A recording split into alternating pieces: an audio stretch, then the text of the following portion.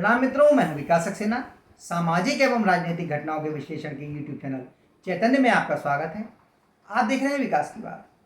आज दीपावली का पावन पर्व है।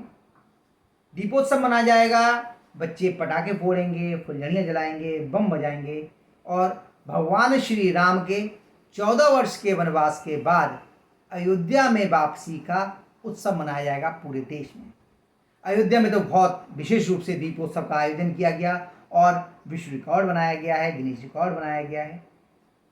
लेकिन हर साल की तरह इस साल भी तथाकथित पर्यावरणविद, पर्यावरण को लेकर चिंता जताने वाले और पर्यावरण के नाम पर हिंदू उत्सवों, सनातन पर्वों को करने में उनकी आलोचना करने वाले, उनकी रीति रिवाजों की आलोचना करने वाले फिर सक्रिय हैं।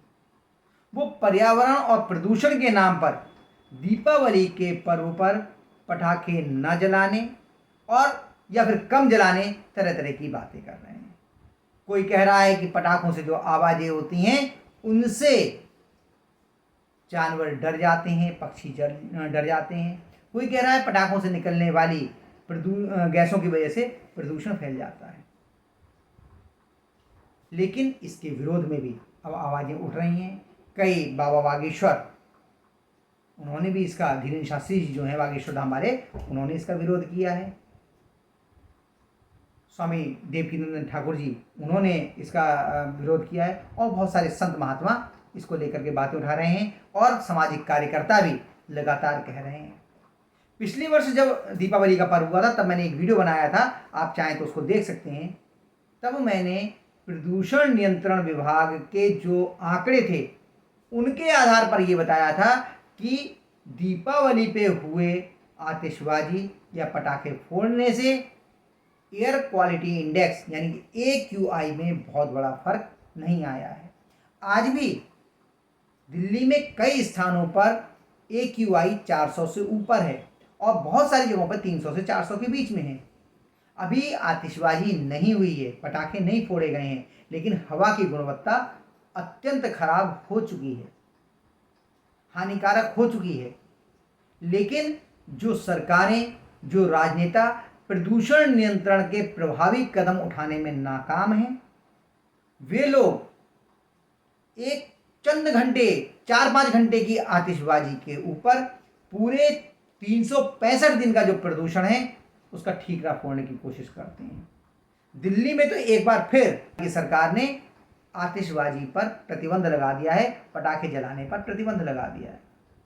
लेकिन आप सोचिए कि सनातन पर्वों की परंपराओं पर इस तरह के प्रतिबंध जो लगाए जा रहे हैं, कि क्या अन्य किसी मत, मजहब या पंथ की पर्वों पर इस तरह के प्रतिबंध लगाए जा सकते हैं?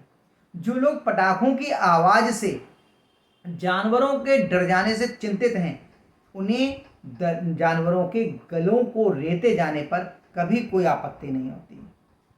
जिन्हें ये समस्या हो रही है कि दीपावली पे जलाए जाने वाले जो 4 या 5 घंटे पटाखे जलाए जाएंगे उससे पर्यावरण प्रदूषित हो जाएगा, उन्हें पूरे विश्व में 1 जनवरी के दिन 31 दिसंबर की रात को जलने वाले पटाखों से कभी कोई समस्या दिखाई नहीं देती। 25 दिसंबर को जो पटाखे आतिशबाजी की जाती है उससे उन्हें समस्या नहीं होती। और अब तो कुछ बहुत बड़े बड़े लोग ऐसे भी आ गए हैं जिन्होंने आतिशबाजी तो छोड़िए, रोशनी करने पर भी आपत्ति जताना शुरू कर दी है। आप सोच के देखिए, ये पर्यावरण को लेकर चिंता करने वाले बहुत बड़ी बड़ी SUV गाड़ियों से घूमते हैं, कारों से घूमते हैं। ये डीजल कारें हैं जो सबसे ज़्यादा पर्यावरण को प्रदूषित कर रही हैं। पॉलीथीन का प्रयोग इन्होंने नहीं बंद किया है, आज भी पॉलीथीन का प्रयोग कर रहे हैं, बड़ी संख्या में लोग कर रहे हैं। बहुत ही अपवाद स्वरूप आपको कुछ लोग मिलेंगे जिन्होंने पॉलीथीन का प्रयोग पूरी तरीके से रोक दिया हो। एक बड़ा वर्ग है जिसके लिए पॉलीथीन और प्लास्टिक जीवन का अनिवार्य अंग हो गया है। इसके बिना सुबह से शाम तक की दिनचर्या पूरा करना बहुत मुश्किल है, क्योंकि हर जगह हर चीज़ में प्लास्टिक उपलब्ध है। हर जगह हर चीज़ की पैकिंग जो है वो पॉलीथीन के रूप में हो रही है। तो सुबह से लेकर शाम तक प्रतिदिन हमें पॉलीथीन को देखना पड़ता है किसी ना किसी रूप में।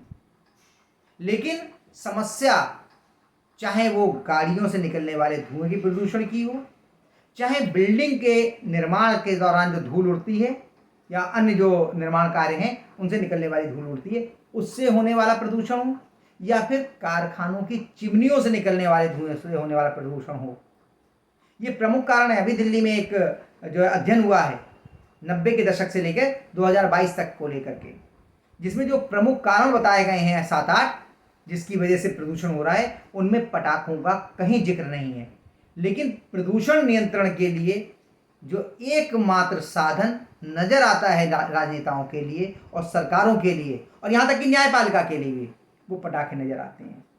4 घंटे जलाए जाने वाले पटाखे क्या 365 दिन जो प्रदूषण होता है उसका एकमात्र ठीकरा उनके सर फोड़ा जा सकता है। अगर सरकारों को लगता है वास्तव में उन्हें प्रदूषण पर नियंत्रण करना है, तो क्यों नहीं निजी डीजल वाहनों को पूर्ण तरीके से प्रतिबंधित कर दिया जाता और पेट्रोल के वाहनों को भी क्यों नहीं कर दिया जाता। सरकार व्यवस्था करे, सार्वजनिक जो परिवहन प्रणाली है उसे इतना सुदृढ़ करे कि लोगों को निजी कारों का इस्तेमाल करना ही ना पड़े। अगर आपको लगता है कि अक्टूबर के अंत से लेकर के और दिसंबर तक ये मौसम के बदलाव के कारण प्रदूषण बढ़ जाता है, तो कम से कम इन 3 महीनों के लिए तो आप डीजल गाड़ियों पर और पेट्रोल के वाहनों पर पूरी तरीके से प्रतिबंध लगा सकते हैं। लेकिन ऐसा नहीं करेंगे, क्योंकि ऐसा करते ही हाहाकार मच जाएगा, आपका वोट बैंक प्रभावित हो जाएगा। वोट बैंक का कहिए तो एक बात और समझ लीजिए, जो लोग प्रदूषण की समस्या को लेकर पटाखों पर प्रतिबंध लगाने को लेकर इतने ज़्यादा उत्साहित हैं और इतने ज़्यादा आग्रही हैं, वही लोग पराली जलाने वाले किसानों के विरुद्ध किए जाने वाले मुकदमों से कतई सहमत नहीं है। वो चाहते हैं कि किसानों को पराली जलाने की अनुमति दी जाए, लेकिन पटाखों पर प्रतिबंध लगाया जाए।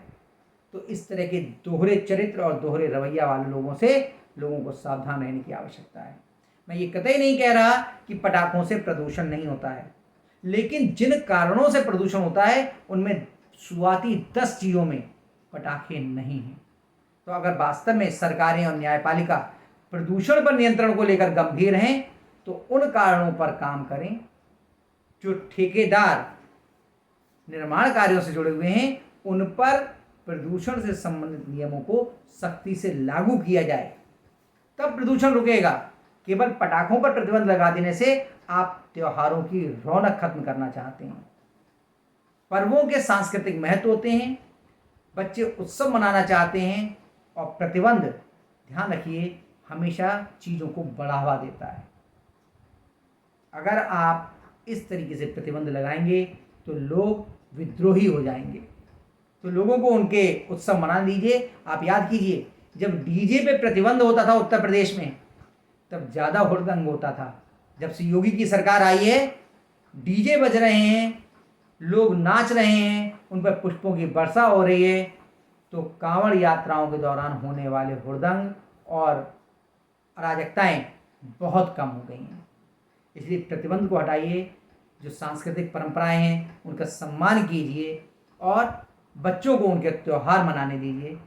मैं फिर कह रहा हूँ कि पटाखों से भी अगर प्रदूषण होता है, तो अगर कार्बन डाइऑक्साइड की बात करें तो सामान्य तौर पर हम एलपीजी जो जलाते हैं अपने घर में, वो भी प्रदूषण के लिए उतनी ही जो है वो कारण है। तो क्या घर में एलपीजी जलाकर खाना बनाना बंद कर दिया जाएगा? बहुत सारे सवाल हैं जिन पर विचार करने की आवश्यकता है कि अगर वास्तव में प्रदूषण पर नियंत्रण करना है तो वास्तविक कारणों को पहचानना पड़ेगा और उन पर नियंत्रण करना पड़ेगा। केवल प्रदूषण पर नियंत्रण के नाम पर आप अगर पटाखों को प्रतिबंधित करते हैं तो आप केवल लोगों का ध्यान भटकाने की कोशिश कर रहे हैं और एक ऐसा विमर्श खड़ा करने की कोशिश कर रहे हैं जिससे सरकारें वो अपने मतदाता वर्ग को संतुष्ट करना चाहता है कि देखिए हमने सनातन परंपराओं पर एक और प्रतिबंध लगा दिया। होली पर पानी नहीं और दिवाली पे पटाखे नहीं, पर्व कैसे मनेंगे? तो आज के अंक में बस इतना ही। अगले अंक में हम लोग फिर मिलेंगे किसी नए मुद्दे के साथ। तब तक के लिए अनुमति दीजिए। आपसे अनुरोध है कि अगर आपको ये वीडियो पसंद आया हो तो इसे लाइक कीजिए, शेयर कीजिए, और हाँ, अगर इस चैनल पर आप नए हैं तो आपसे ये भी अनुरोध है कि इस चैनल को सब्सक्राइब करने के बाद नोटिफिकेशन का बेल आइकन जरूर दबाइए। धन्यवाद, प्रणाम।